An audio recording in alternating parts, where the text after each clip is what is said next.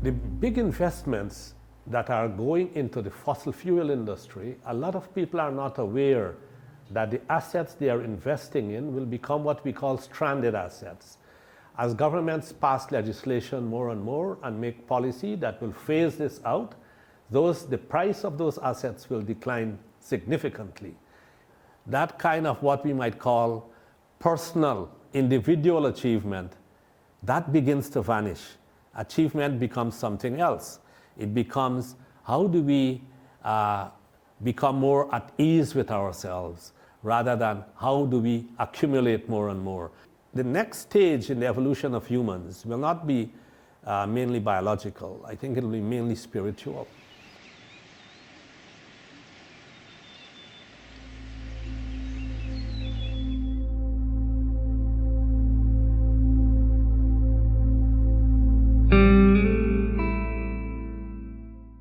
I am Naresh Singh, and I work in the area of climate and green finance. How do we redirect financial flows so they will have less impact on the climate change and on the environment, but also how do we study the impacts of climate change on the financial system, whether they be national or global, so that we might maintain a stable financial system which does not disrupt the climate as it's doing right now. That will be crucial because there are huge streams of currency you can redirect that way, right? That's correct. So the big investments that are going into the fossil fuel industry, a lot of people are not aware that the assets they are investing in will become what we call stranded assets.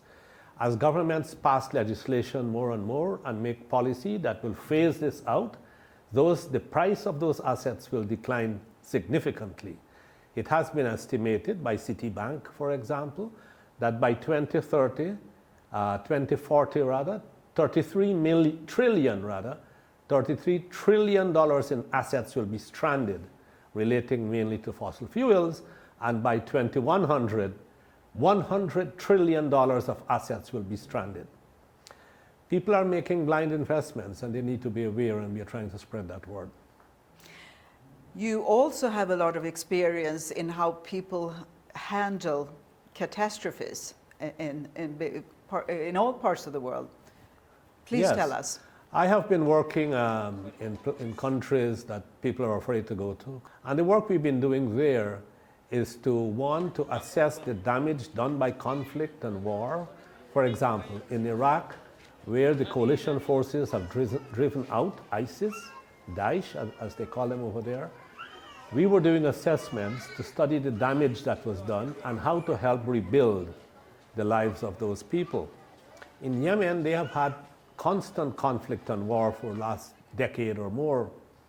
Right now, the country probably has, nobody knows for sure, but it probably has about 30 million people in total population.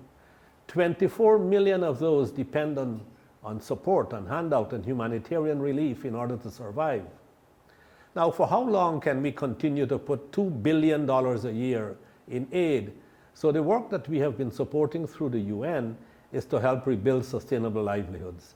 Instead of providing handouts, how do we help them to help themselves?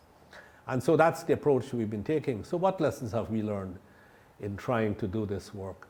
The first thing is to tap into the energy of the system. How do you tap into the energy of the people?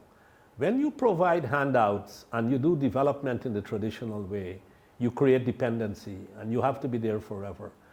When you tap into what they can do in their ingenuity and begin to build on that, you foster resilience, which is what will be required as well for climate change.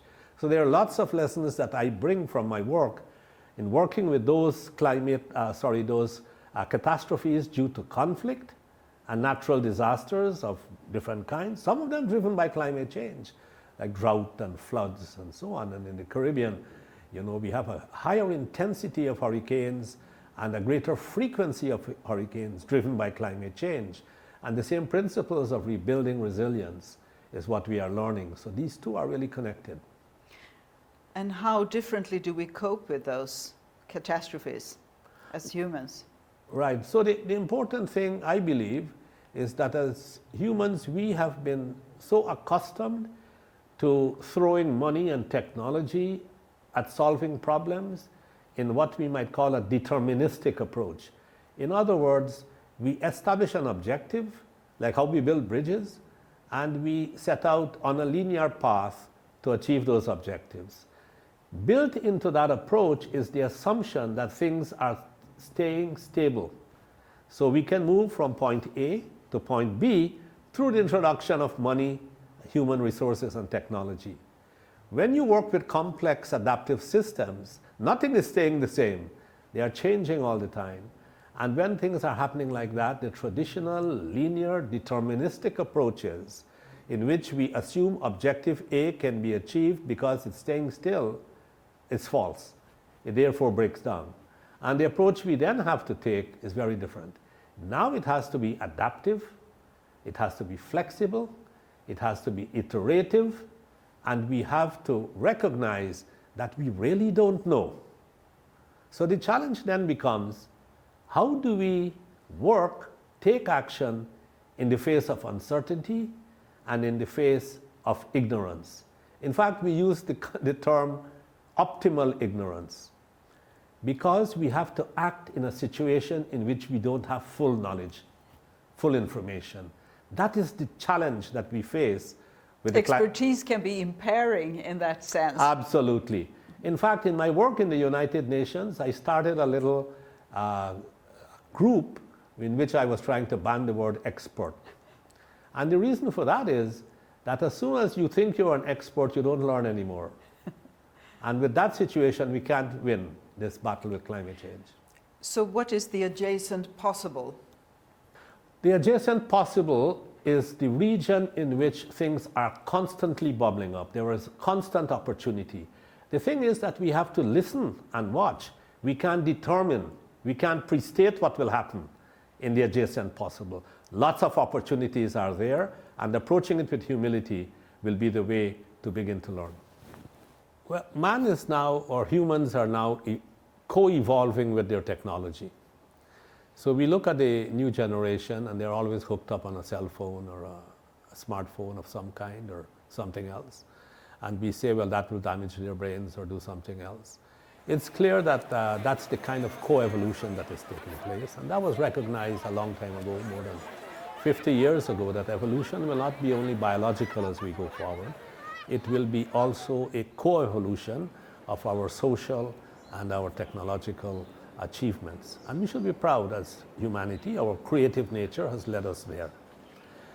The problem is that if we rely only on technology to solve the problems we have now, which are not technological alone, but are also ecological and complex, then using technology in a linear deterministic way will not solve the problem alone by itself. And so when we look at climate change like we've been doing over the last 2 days, we recognize when we take a systems approach, and that was presented during the last 2 days, if we want maximum impact, merely using technology, the tools we have, will give us very small change. The leverage point, like Angelica was saying, is very small. The biggest impact we will have will be if we make a paradigmatic shift. Now, how do we make that paradigm shift? I think humanity, the next stage in the evolution of humans will not be mainly biological. I think it will be mainly spiritual. And not spiritual in a New Age sense, but a deeper understanding of our true nature. So what am I talking about? If in meditation or by whatever contemplative practice one might use, you are able to recognize that you are not your body. I mean, every day we say, my body. Who is it saying my? And I say my hand or my eyes. Who is it that is saying this? And there's a long tradition in Advaita Vedanta that people have called this the direct path of understanding the true nature of the human being. So we have a mind body at work. That's true. Well, we have that. So who is the we? And when we quiet the mind, when thoughts are no longer there, then you come into direct consciousness. You recognize that you are in fact just awareness, pure awareness. You are in fact consciousness. And that consciousness is not limited to you, we all have just one consciousness. We share that consciousness. There is no edge. You can't find a limit. When we recognize that, why is that important? It is important then because we start to move into a paradigm of being rather than having. We stop the ability, the tendency to grab and to accumulate more and more material stuff and recognize that being is what we truly are. That allows us to come to the roots of conflict and begin to resolve conflict. But it goes beyond that. It goes beyond that in the sense that we recognize as well that we are in a socio-ecological system, a single system. It's not that we have an economic system and a natural system, and the economic system is damaging the climate system or the natural system, which is the way we tend to think about this. When we see it as a single socio-ecological system, we then recognize that not only is humanity one, but we are one with nature as well. And then we recognize that when we destroy nature, we destroy ourselves. That kind of paradigmatic shift is what I believe will change the value system. Now, during the meeting we've had, it came up 1 or 2 times, the importance of the value shift. We talked a lot about what kinds of vision we might have and so on. That value shift is not going to happen, and greed, which is the source of our problems. You will recall Mahatma Gandhi had once said that the world does not have enough for the greed of a single person, but it has enough for the entire world if we were not that greedy.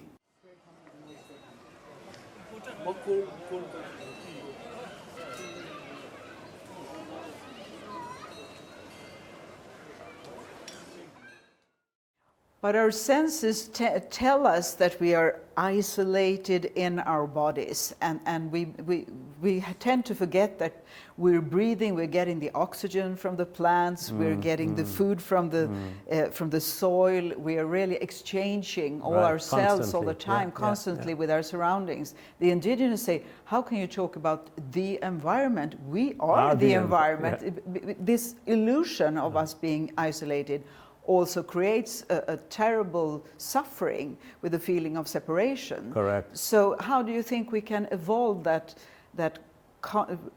awareness, the raising awareness and evolution of our consciousness? Exactly. I think it's happening naturally, one. More and more, though, people are beginning to do meditation, and meditation is helpful in this.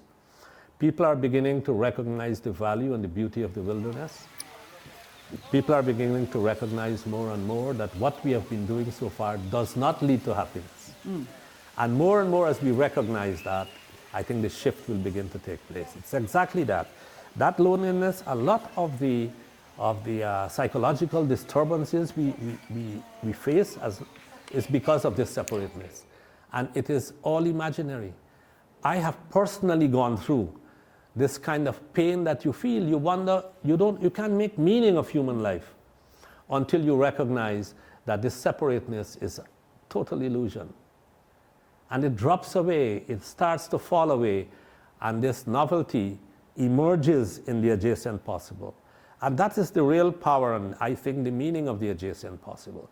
In this conference, I observe from time to time people wanting to determine what they will find in the adjacent possible.